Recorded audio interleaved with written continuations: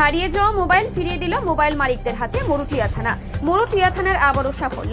2 মাস আগে মরুটিয়া থানা এলাকার রশিদপুর ও বিরামচন্দ্রপুর ও পিপুল বেরিয়া নানান জায়গা থেকে মোবাইল হারিয়ে যাচ্ছিল। এইরকমই প্রায় 9 জন ব্যক্তি মরুটিয়া থানায় তারা অভিযোগ জানায় মোবাইল চুরি হয়ে গেছে এরকম ভেবে তারা জানায়।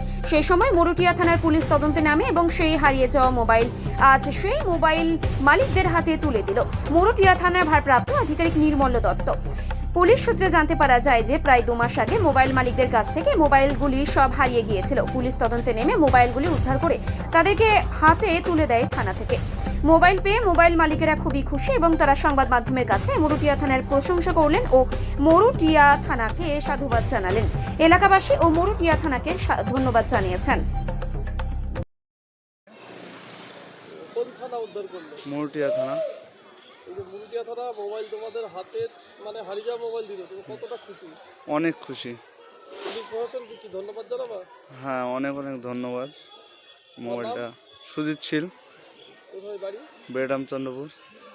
হারিয়েছে মোবাইলটা। মোবাইলটা উদ্ধার করলো কোন থানা? মরুটিয়া থানা। খুশি মোবাইলটা? হ্যাঁ, অনেক খুশি মোবাইলটা। তোমার খুব নাম? ভালো। সুব্রত হালদার। বাড়ি? বাড়ি রশিদপুর।